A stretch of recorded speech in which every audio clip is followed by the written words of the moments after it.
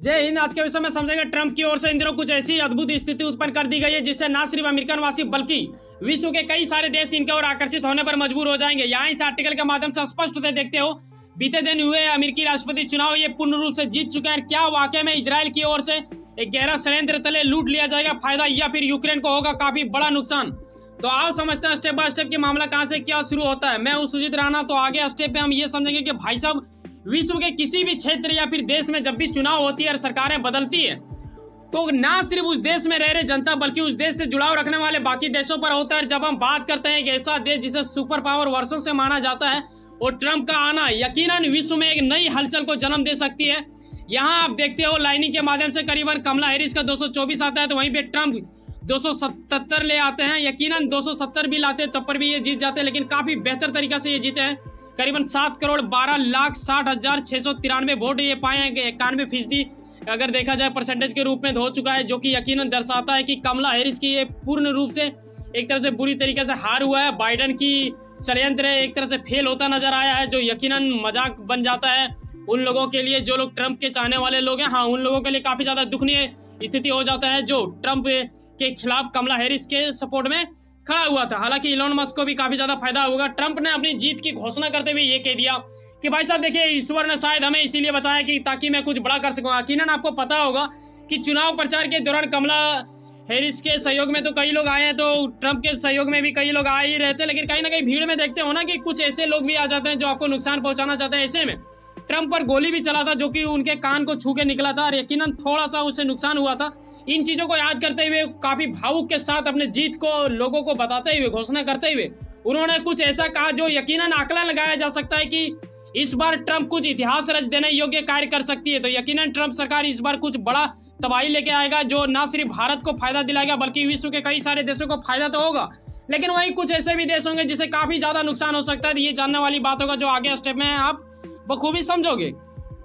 जब भी आप किसी भी देश में देखते हो कि कोई नई सरकार आती है तो भाई साहब बधाइयां बड़ी ज्यादा आता है। ऐसे में हमारे देश के पीएम मोदी की ओर से जाता ही है, लेकिन कहीं ना कहीं आप यहाँ ये देखो विश्व के कई सारे टॉप लीडर इन्हें बधाई देते हैं, लेकिन हमारे देश के एक दिग्गज नेता माने जाते हैं जिसे बीजेपी पप्पू कहता है, यानी हम बात कर रहे हैं कांग्रेस के दिग्गज नेता माने जाने वाले राहुल गांधी, इन्होंने भी बधाई दिया है। लेकिन इनके बधाई का आर्टिकल जब आप पढ़ोगे तो आपको ये भी नजर आएगा कि भाई साहब इन्होंने कमला हैरिस का भी जिक्र किया है, जो कि यकीनन दिखाता है एक अच्छा चीज है जो भारत को मतलब जोड़ के रखता है। लेकिन आगे हम ये समझना चाहेंगे कि रसिया का इसमें क्या भूमिका हो सकता है।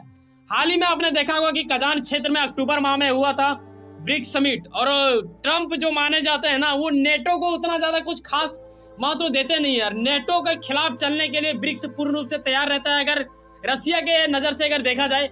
हालांकि नेटो सदस्य को यहाँ आप देखते हो जो कि टर्की है और ये भी ब्रिक्स में जुड़ना चाहते थे, इनको सदस्यता अभी प्राप्त नहीं हुआ है, लेकिन आने वाले भविष्य में हो सकता है। तो यकीनन आप ट्रंप के आने से कुछ बड़ी हलचल हो सकता है। इसमें खास करके यूक्रेन को लॉस लगेगा। ये क्यों लगेगा ये आप जानोगे। देखो हो ये रहा है, हाल ही में आपने देखा होगा करीबन 10,000 सैनिक नॉर्थ कोरिया ने भेज दिया था यूक्रेन के खिलाफ चल रहे जंग को लेकर रसिया के सपोर्ट में। तो ये कहीं ना कहीं दर्शाता है कि जिस तेजी गति से नॉर्थ कोरिया तथा अतिरिक्त देशों से रसिया का एक तरह से सहयोग बढ़ता जा रहा है, इन्हें जिस प्रकार सहयोग मिल रहा है, अब जब ट्रंप यहाँ आ चुके हैं तो यकीनन एक अद्भुत मौका प्राप्त हो सकता है रसिया का, जो कि यकीनन ना सिर्फ नेटो के खिलाफ ये षड्यंत्र रच पाएंगे बल्कि यूक्रेन को पूर्ण रूप से खत्म कर देने की स्थिति करेगा। यानी खत्म करने का मतलब ये नहीं है कि पूरा तरह से उसे जड़ से निकाल दिया जाएगा, लेकिन कहीं ना कहीं युद्ध को समाप्त करने में ये बड़ा खास भूमिका निभा सकता है ट्रंप जी, और इसमें रसिया को भी काफी ज्यादा फायदा हो सकता है क्योंकि पूरी दुनिया जानती है कि आज अगर यूक्रेन इतना दिन तक युद्ध चला पा रहा है तो वो किसके भरोसे चला रहा है, नेटो और फिर सुपर पावर अमेरिका का, जो कि बाइडेन सरकार का उसके साथ G7 के दौरान आपने देखा होगा कि 10 साल का सुरक्षा समझौता भी कर लिया गया था। लेकिन ट्रंप इन चीजों को कुछ एक नया दिशा देने की क्षमता उत्पन्न करेगा, क्योंकि ट्रंप अक्सर कहा करते हैं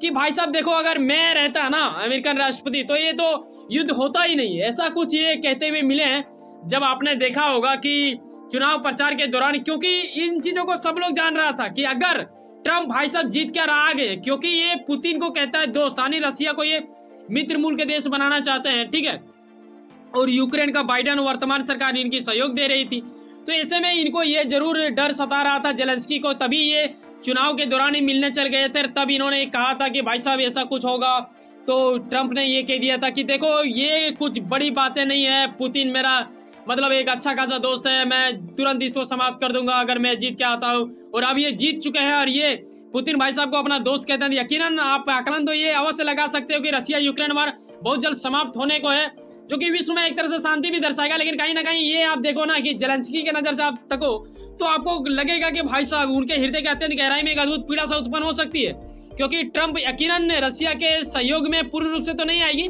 लेकिन कहीं ना कहीं यूक्रेन के भी सहयोग में नहीं रहेगा। यानी यूक्रेन को फंड इत्यादि जो प्राप्त हो रहा था यूएस जैसे सुपर पावर देशों से, वो शायद इन्हें अब ना मिले। हालांकि जहां एक तरफ चुनाव से पहले रसिया के राष्ट्रपति ने ये कह दिया था कि देखिए मतलब हम कमला हैरिस को जीतते हुए देखना चाहते हैं, ऐसा पुतिन भाई साहब ने कहा था।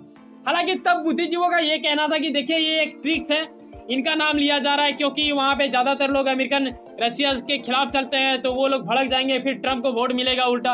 और जिस प्रकार आकलन लगाया जा रहा था बुद्धिजीवियों की ओर से, यकीनन जिस प्रकार ट्रंप यहाँ पे जीतते हुए नजर आए और ये 47 राष्ट्रपति बन चुके हैं वहां के, तो कहीं ना कहीं लग रहा है कि ये षड्यंत्र काम कर गया, जो कि मायने रखता है, पुतिन को काफी ज्यादा फायदा दिला सकता है। और आने वाले दिनों में आप देखोगे कि ये पूरा तरह से अमेरिका जो यूक्रेन को अभी फंडिंग कर रहा है, ये पूरा तरह से रोक दिया जाएगा। इसमें जेलेंस्की को काफी ज्यादा पीड़ाजनक चीजें महसूस होंगी और आने वाले दिनों में रसिया यूक्रेन वार समाप्त भी हो जाएगा, सीज फायर इन दोनों के बीच करवा लिया जाएगा, ऐसा भी कुछ आकलन लगाया जा रहा है। इसके अलावा जो दूसरा सबसे ज्यादा अभी फिलहाल चर्चा में होता है वो है इजरायल, और ऐसे में आकलन ये लगाया जा रहा है कि ट्रंप जिस अद्भुत तरीके से जीते हैं, आने वाले दिनों में आप देखोगे कि मिडिल ईस्ट को काफी हद तक नुकसान हो सकता है, क्योंकि बाइडेन सरकार का जिस प्रकार इजरायल का सहयोग प्राप्त था और आनी इजरायल को वो जिस प्रकार सहयोग कर रहे थे, जिस प्रकार के ट्रंप की बयानबाजी था चुनाव के दौरान, हो सकता है ये एक लुभावन हो, ट्रंप बदल जाए तो एक अलग सी बात होगी, तब ये आकलन शायद काम ना आए। लेकिन अभी फिलहाल जो इन्होंने कहा था उस दौरान तो यही लग रहा है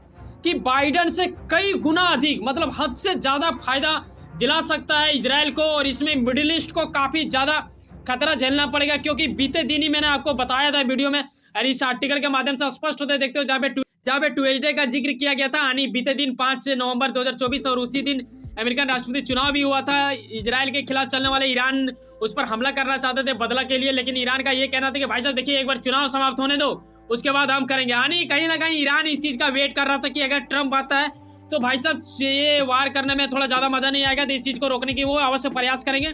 और ऐसा कुछ अब लग रहा है कि ट्रंप आ चुके हैं तो ईरान भी उतना खुल के वार ना कर पाए, तो ये ईरान के लिए भी एक झटका है। आने वाले दिनों में मिडिल ईस्ट में एक नई हलचल देखने को हमें प्राप्त हो सकता है। न सिर्फ लेबनान में बैठे हिजबुल्ला, बल्कि ईरान, गाजा में जो भी हो रहा है, या फिर यमन में बैठे, आने वाले दिनों में आप देखोगे कि मिडिल ईस्ट के अधिकांश देश, यहाँ तक कि यूएई, सऊदी अरबिया को भी एक तरह से इन चीजों में एक टूटना पड़ेगा, ऐसा आकलन लगाया जा रहा है। क्योंकि ट्रंप खुला छूट देना चाहेगा इजराइल को, क्योंकि इन्होंने चुनाव प्रचार के दौरान ये कह दिया था कि देखिए इजराइल जो है ना वो मैप में काफी छोटा दिखता है, क्या हम कुछ बड़ा कर सकते हैं ताकि ये इजराइल मैप में भी बड़ा दिखने लगे। तो ये प्रश्न चिन्ह जो निकलता है ना, ये कहीं ना कहीं कुछ चीजों को दर्शाता है, जो हृदय के अत्यंत गहराई में कुछ शब्द छुपे हैं, कुछ इच्छाएं छुपे हैं, जो कहीं ना कहीं इनडायरेक्टली बोला जा रहा है। तब आकलन लगाया जा रहा था कि ऐसा कुछ हो सकता है। अब जब ट्रंप आ चुके हैं तो यकीनन ये सब चीज अगर आने वाले भविष्य में आप देखोगे तो चौंकिएगा नहीं, क्योंकि इराक, ईरान इत्यादि, सीरिया, ये सब इजराइल के नजर में है, और आने वाले दिनों में अखंड इजराइल की बात उठ सकती है, ऐसा आकलन लगाया जा रहा है। इसमें इजराइल यकीनन बहुत हद तक फायदा उठा सकता है। हालांकि भारत को भी काफी हद तक फायदा होगा, क्योंकि ट्रंप का जो नीति है वो भारत के खिलाफ उतना नहीं है। हालांकि टैक्स के मामले में ये थोड़ा अजीब रहे हैं, हमारे को नुकसान दे सकते हैं, लेकिन आने वाले दिनों में हम उम्मीद करेंगे कि ये कुछ बेहतरी करेंगे। वैसे सुनो ना, कहीं ना कहीं कुछ न कुछ काम करते होंगे, यकीनन अपने काम के प्रति काफी ज्यादा उम्मीद रखते होंगे, यकीनन आपका मेहनत आपका मंजिल बन के मिला। वैसे सुनो ना, सब्सक्राइब कर लो वर्ल्ड अफेयर्स पॉलिटिक्स और जुड़े रहो मुझसे। चलो मिलते हैं किसी नेक्स्ट वीडियो में। बाय, जय हिंद, जय भारत।